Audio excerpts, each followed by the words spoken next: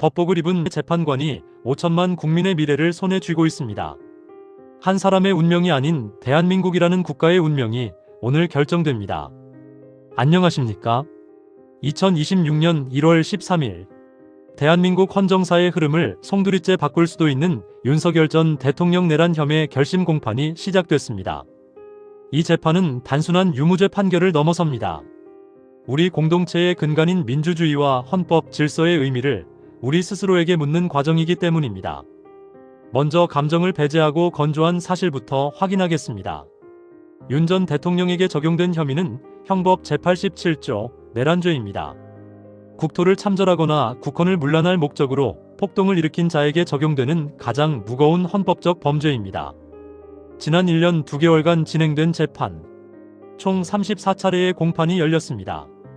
검찰 측 증인 87명, 변호인 측 증인 65명이 출석했습니다. 제출된 증거 자료만 42,000페이지에 달합니다. 검찰의 논리는 명확합니다. 헌법이 정한 절차를 무시하고 국가의 근간을 흔들려는 명백한 시도가 있었다는 것입니다. 검찰은 오늘 최후 변론에서 법치주의의 근간을 지키기 위해 가장 엄중한 처벌이 불가피하다는 점을 강조할 것입니다. 반면 변호인단의 주장은 정반대입니다. 이 모든 과정이 헌법을 수호하기 위한 정당한 행위였으며 내란의 고의성은 전혀 없었다는 입장입니다. 오히려 이번 기소 자체가 정치적 반대 세력을 제거하기 위한 표적 수사라고 맞서고 있습니다. 여기까지가 언론을 통해 알려진 사실입니다. 하지만 우리는 이면의 진실을 봐야 합니다. 이번 재판의 진짜 핵심은 대통령의 권한은 어디까지인가라는 근본적인 질문입니다. 대통령이 국가 비상사태라고 판단할 때 헌법이 보장하는 권한의 한계선은 어디일까요? 이 판결은 미래의 모든 대통령에게 하나의 선례, 즉 거대한 족쇄 혹은 이정표를 남기게 될 것입니다.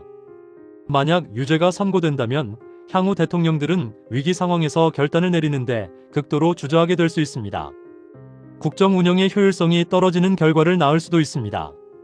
반대로 무죄가 선고된다면 대통령의 자의적 판단에 의해 헌법 질서가 멈춰 설 수 있다는 위험한 신호로 해석될 여지가 있습니다. 권력 분립의 원칙이 한 사람의 의지에 의해 훼손될 수 있다는 두려움을 낳게 되는 것입니다. 결국 재판부는 법리적 해석을 넘어 대한민국 민주주의의 미래를 디자인해야 하는 엄중한 역사적 책무를 떠안게 된 셈입니다. 우리가 목격하고 있는 것은 단순한 재판이 아니라 대한민국의 미래를 건 거대한 토론의 현장입니다. 법정 밖의 상황도 마찬가지입니다. 법원 앞을 가득 메운 지지자와 반대자들의 함성은 단순한 소음이 아닙니다. 우리 사회가 얼마나 깊이 분열되어 있는지를 보여주는 가장 아픈 단면입니다.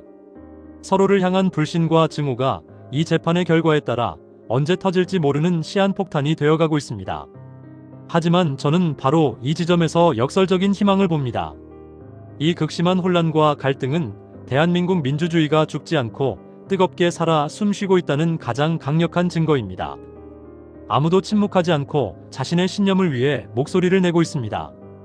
우리는 지금 민주주의의 비용을 혹독하게 치르고 있는 것입니다. 어떤 판결이 나오든 대한민국은 거대한 후폭풍에 휩싸일 것입니다. 하지만 기억해야 합니다. 위기는 언제나 새로운 기회의 문을 엽니다. 우리는 이 사회적 고통을 더 성숙하고 단단한 민주주의로 나아가는 성장통으로 만들어야 합니다. 판결의 결과에 승복하는 문화를 만들어야 합니다.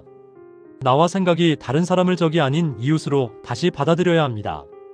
정치적 대립을 법정으로 가져와 끝장을 보는 것이 아니라 대화와 타협의 정치로 풀어내는 지혜를 배워야 합니다. 이 재판은 우리에게 그 과제를 던지고 있습니다. 우리는 이 시험을 통과할 것이고 결국 더 나은 사회로 나아갈 것이라 믿습니다. 이 거대한 역사의 흐름을 가장 깊이 있고 정확하게 목격하고 싶으시다면 저희 채널의 구독 버튼을 눌러주십시오. 여러분의 구독과 좋아요는 어지러운 시대 속에서 진실의 등불을 밝히는데 가장 큰 힘이 됩니다. 속보가 들어오는 대로 즉시 다시 찾아뵙겠습니다. 지금까지 매트릭TV였습니다.